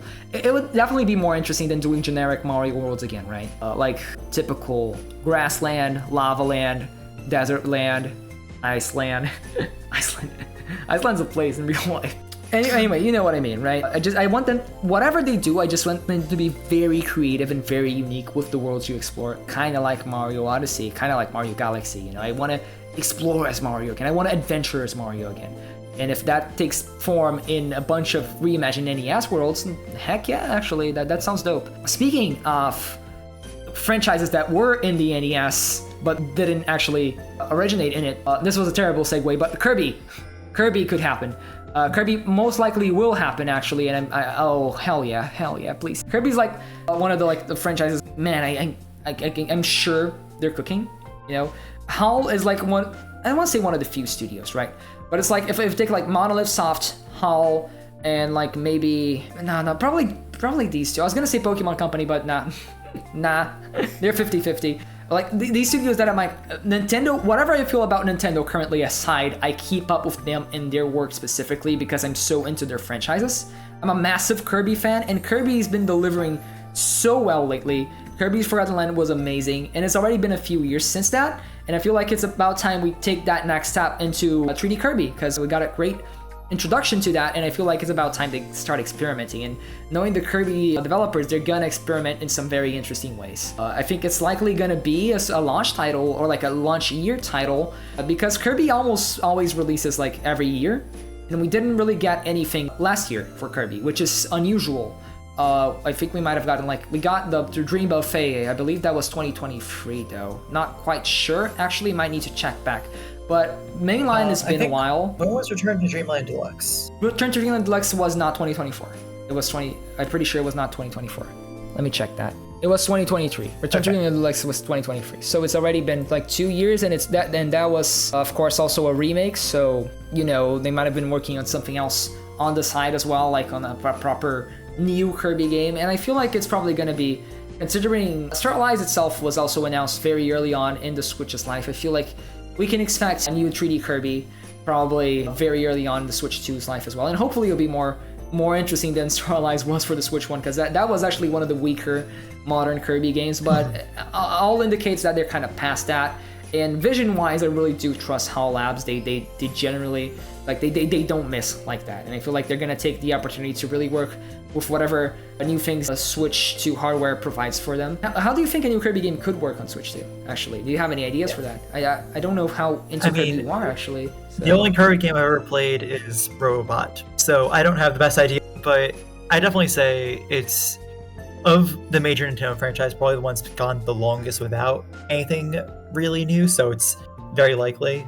And it's funny because Kirby usually always gets new stuff. Like it's like Pokemon. It's almost yearly. Like it's for it to be one of the ones we haven't gotten things the longest. It's weird to say. Anyway, keep going. Yeah. I mean, in terms of other new games, we talked a little bit about the Nintendo Switch Online test, which is going to be something of some form, and almost definitely going to be a Switch 2 thing, because at this point it wouldn't make sense for them to put it on the original Switch, especially since they wouldn't have much time left to announce it before the Switch 2 gets all of its details. But yeah, one of the things as well is also just like recently they've been making some changes to how the My Nintendo program works. They're removing gold points, they're removing the Switch vouchers, which I think those things mean that there's going to be some other shift into how they do games exactly. I don't know what that would be, but it's very weird for them to just go ahead and remove those now without any real explanation. And I feel like there's gonna have to be something related to it that the Switch 2 will have to offer. Yeah, I was actually listening to a discussion about that from Good Vibes Gaming. Check those guys out, they're great. About specifically that on their weekly Nintendo podcast. And there are two big possibilities here. There's like a one big theory that has like a good thing about it and a bad thing about it. So what this indicates to me is that hopefully they're gonna replace it with something else, right? Nintendo has always had a rewards program. PlayStation also has a rewards program. It's a bit hidden. They do have, I think it's called like PlayStation Stars or something. So I don't know, maybe this is greedy corporate Nintendo, the one that announced Switch 2 versus the one that we grew up with, that we talked about a bit earlier. And they're just gonna be greedy and not do it. But I feel like it's hopefully a best case scenario here. They're just working on something different. And let's be real, My Nintendo Points has never been so good. It's never that good. Compared to Club Nintendo, Club Nintendo was a lot more interesting. The way that rewards program worked, I felt like it worked. It had more interesting prizes, it had some cool offers as well. It felt more fan-centric. Whereas the gold points could be used to buy actual games, which was cool, but it was such a small amount. But like, it was nice to have, and it's frustrating that we don't have anymore. But remember the Wii U Deluxe Set deal? Did you mess with that anyway, or were you like too young? I don't know if I did. So if you bought the Black Wii U, the 32 gig one, you automatically you got a pass for like this deal where if you bought a certain amount of games, you could choose any game you wanted for free for like any cost, no matter the game. It was exclusive to the people who bought the deluxe set, but it was a thing. It lasted up until 2015, I think. I never properly used it as well. I just heard about it later on. And that's the kind of deal that maybe existed back during the Club Nintendo days, that even though we do have the gold points now, doesn't really exist. And here's hoping that maybe they're ditching the gold points for something a little bit cooler, for something a little bit more interesting. Because My Nintendo was kind of like a fluke, it was kind of like a wet fart of it, compared to Club Nintendo was so much more interesting, right? People are talking about the exclusive Club Nintendo rewards to this day, and what exclusive Nintendo points rewards did we even have, right? What's so interesting about the My Nintendo points, right? Here's the other thing though. What this could also indicate is that they're finally gonna pull the plug, and every new game, they're gonna follow along with PlayStation and Xbox, and every new full price game for Switch 2 is gonna be $70. And for that, I feel like they naturally have to pull away vouchers and pull away the gold points so they can figure out a new system that matches, the new average price point for the games. If you buy a voucher right now and it works on Switch 2, you're paying $50 for a game that's effectively $70. It doesn't really work. You're saving too much money. So I do wonder if that's the reason why they're doing it, so they can implement something new on Switch 2. If so, the question is it going to be something cool like Club Nintendo? Is it going to be something better? Or are they just doing it specifically because of the potential, likely, price point change, MSRP change for the average AAA game? Yeah, I mean, personally, we did see a $72 game compared to a lot of other Nintendo games. It was a lot grander in scale. It it matched the price point. It made sense that it was that much. It was rendered in hype. I feel like that's more so it. Nintendo was experimenting with the idea of doing a $70 game, and they knew that everyone would buy the sequel to Breath of the Wild, so they did it. So that is fair, yeah. I don't know if they would commit to it fully. Of course, as games get more and more advanced, as someone who's going to the game industry, as games get more and more advanced, you are naturally going to have to put more resources into them. So you're going to have to go, everything's going to cost more, and therefore the games themselves are probably going to have to cost more to actually make back all that money. And it makes sense. But at the same time, it is starting to get to a point where, like, is it worth paying $70 every single time I want to get a new game? The answer, with some exceptions, is oftentimes kind of a maybe, but it's $70, $70. You're talking to a Brazilian here. So, do you know how much a $70 game costs in Brazil? Do you have any idea? It's even worse for you. Yeah, I've been living this life forever now. I'm used to the grind. Well, I mean, if it's the standard, it's the standard, and I feel like inflation and stuff kind of like comes along with that as well. Because if you actually compare the value of what $60 was worth back in the early Switch era, it doesn't mean the same thing it means now. Plus, games are getting more expensive, so logistically, it's bound to happen. If it's not right now, it's gonna happen eventually. It's not even like a greedy Nintendo moment. It's just, yeah, games cost that much now. But I do wonder, because Nintendo is like the one company right now making AA investment type games, you know, middle on the road budget games, which is a good thing, because it means we're actually getting games, unlike Sony. And we got stuff like Pikmin, we got stuff like Kirby, we got stuff like all these different franchises that are getting attention, and we're getting new games, and not all of them have to cost millions and millions of dollars to produce, right? And that's a cool thing.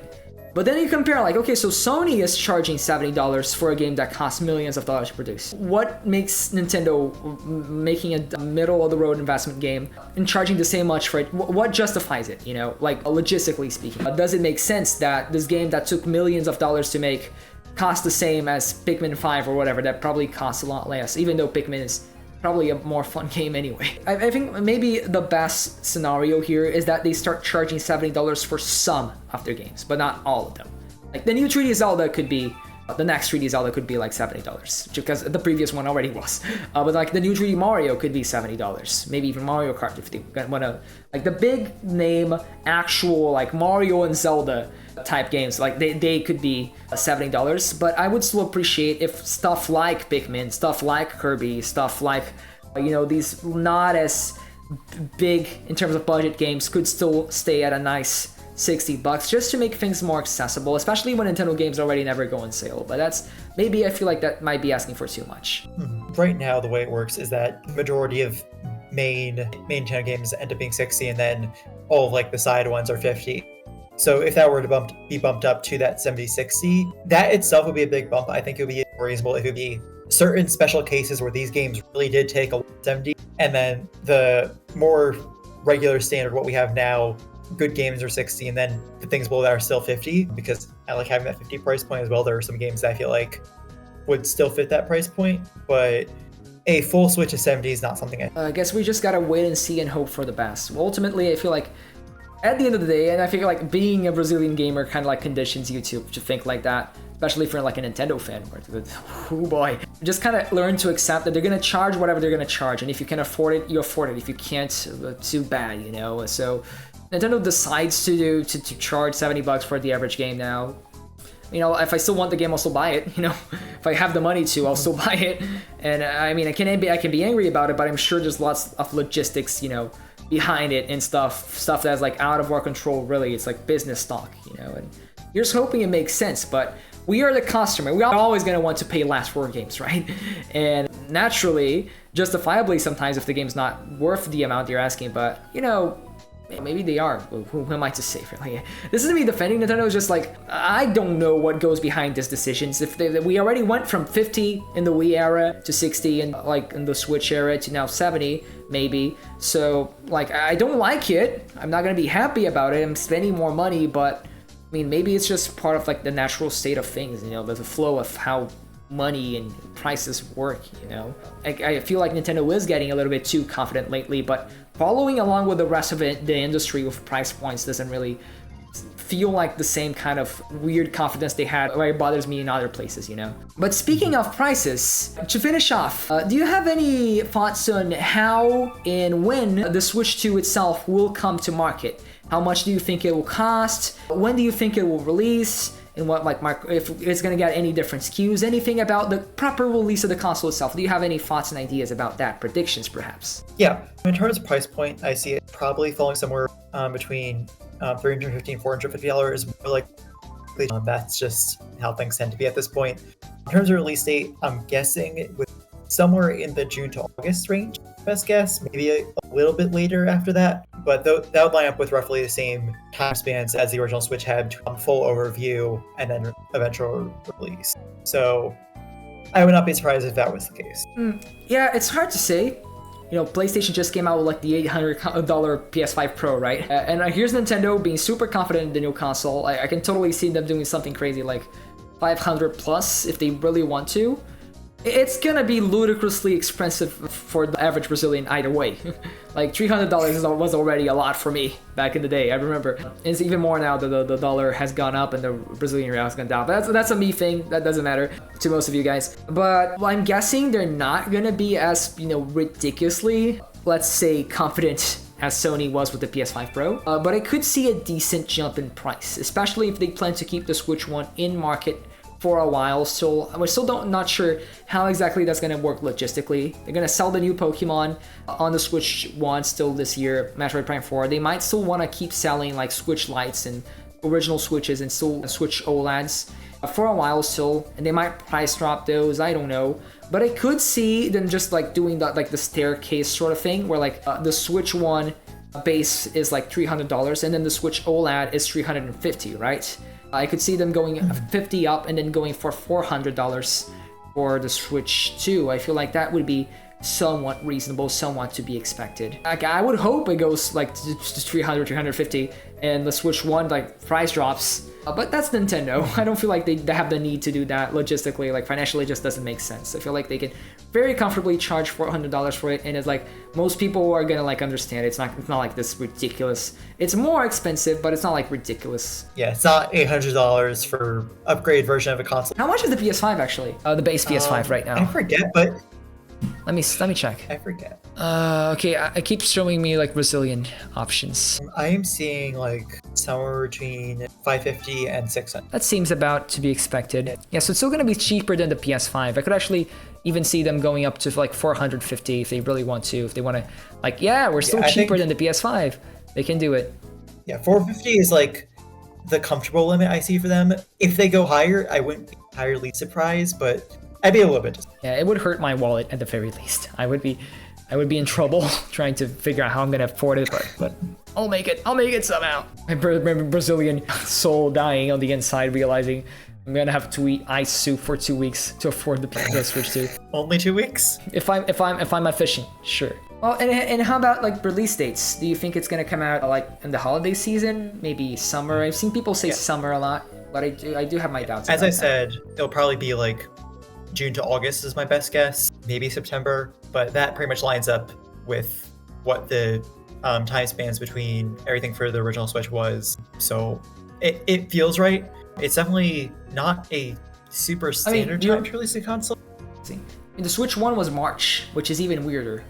March 3rd, 2017. I'll never forget that date. Yes. Yeah. I remember the 3DS as well was April or May that it came out. So they've always had weird times for. I feel like middle of the summer is definitely particularly unusual one, but we'll see what happens. Yeah, I don't know. Part of me wants to bet on like holiday actually, because they still have like Metroid Prime and Pokemon on Switch 1, and Pokemon's definitely going to be holiday, right? It's always holiday, which makes me think like, okay, so if they want us to play Prime 4 on the Switch 1 still, and we still only have like a single trailer for like one actual trailer for that game for Prime 4, I do wonder if they want to release it before the Switch 2. And if so, like, when are they gonna show it off? Number one. And number two, like, they would still have like a very limited amount of months to like show it off and then announce the release date and then release it before the Switch 2 comes out.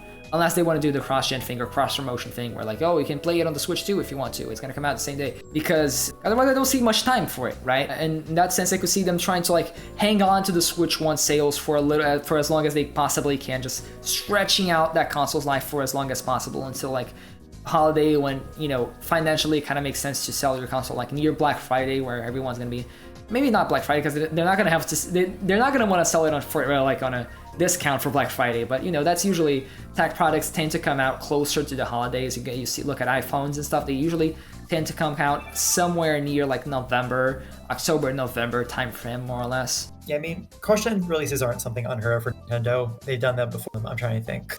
There was, mainly with Twilight Princess and Breath of the Wild, are big examples. Because there are things like, with Breath of the Wild in particular, that game got delayed several times. That's kind of what led to it being cross-gen release.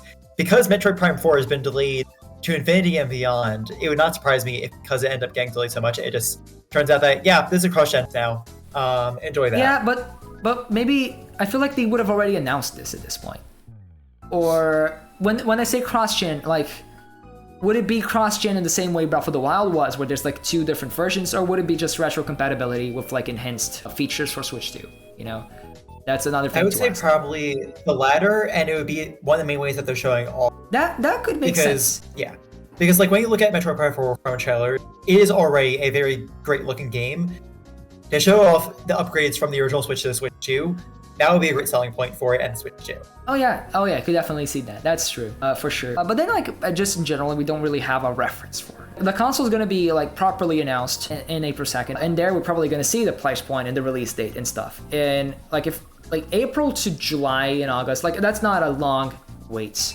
And I don't know what's the logistics behind that, like how much does Nintendo wants to have the console announced but not release it. I do wonder if it's like too short of a time span between like price point announcement, release date announcement, and actual release, you know? Yeah, it'll be interesting to see how they handle it. But with that said, I guess it's about time we finish it off for tonight. Thanks so much for being here, Corwin. Do you have any other additional thoughts and ideas you want to share about the Switch 2 before we finish off this discussion for tonight? Yeah, I mean, when I first saw it, my initial reaction was, yeah, that's the Switch 2. We've now definitely had, I think it's just been about a month now since it was announced. We've had some time selling it.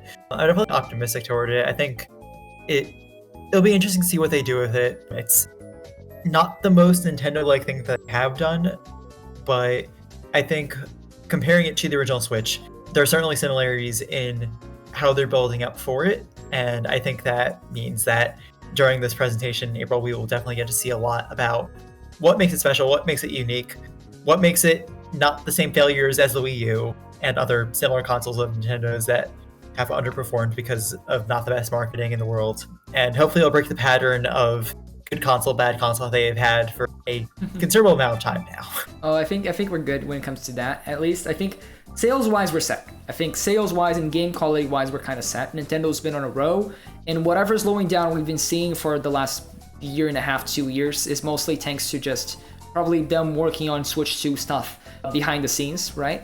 And then using the B, C teams to work on like remasters to keep us, mostly fed through these last years of the console. So we're a lot better than the last years of like the 3DS. Like the 3DS had some terrible final years there. Not terrible, but like kind of deflating final years in the market there. But generally, like I'm more or less where you were at. I feel like when I first saw the announcement, and I think it kind of came along with a lot of my personal thoughts about Nintendo itself and where it is right now, and I kind of shared about it a bit in the video I made about the Nintendo Music app. I'm very concerned about the general leadership and goals of Nintendo as of late Switch era and beyond, but I feel like there's still a lot to be excited about. And the more I see these leaks, or like even like just people speculating about the mouse feature, or even like there were some we didn't even talk about it, but there were some schematics for the potential Pro Controller for Switch 2, and it looks like it is like you can detach it from like itself, like 2 different parts, and you can use it as a mouse as well. Like that sounds super interesting too. And I don't know if it's real, but what I'm hoping for, and why I'm like somewhat more optimistic now, is that whatever it is in that April Direct is really cool and really exciting. And I have a good feeling that it might genuinely like change my mind on like what I'm seeing right now is just sort of okay. It's just a new console and I'm gonna buy it out of a fan obligation, right? Sure, new games, cool new games. But that presentation has the power to change that. That presentation has the power to make me excited about Nintendo the same way I was back during the beginning of the Switch era, or even the Wii U era to some extent. It's only a matter of like Nintendo proving that no, we are cooking here. We're doing something interesting and extra and like unique with the Switch 2. Either way, still gonna have some great games, I'm sure. I feel like a lot of the people in the comments, if they like sort of like mishear us or like kind of intentionally or unintentionally like misconstrue what both of us say about like the Switch 2 kind of just looking like a bigger Switch. I feel like there's some people who are gonna say, oh, but that doesn't matter. What matters is the games, blah, blah, blah, blah. And like, yeah, I agree. And that's why I'm still like, either way, I'm still gonna buy the console and I'm still probably gonna really enjoy it. But so far, we haven't seen any of the games besides Mario Kart. So beyond hardware features, maybe a cool new UI, maybe some reintegration of some ideas from the Wii and Wii U eras that I miss, like Mii's are something I miss, something I want to see again more prominently in the next Nintendo console. But also just cool games, man. I want a cool action adventure game. I want something that makes me go, oh yeah, whoosh. This is running on the palm of my hand. And I feel like, yeah, be it like a third party like Final Fantasy, which would be cool, be it a new 3D Mario, which is almost certainly happening whenever the new Zelda comes out, because there's going to be a new Zelda eventually for sure. I feel like there's potential for that, and new Xenoblade even. I feel like there's potential for that, and I'm fairly confident that that is going to be fulfilled at the very least. So still a fairly exciting console despite any nitpicks or potential concerns that I or even Corin might have shared in the discussion through the entire video. That said, I think that's all we had to say for tonight. Thanks so much for being here, Corin. It's always nice to have these conversations with you, and I hope we can do these more times in this channel in the future. Yeah, thank you so much for having me. As you said, I always enjoy talking to you. It's great to have this discussion, and yeah. Here's to 8 or so more years of cool Nintendo games to play on a cool new console. Goodbye! Yay! Bye!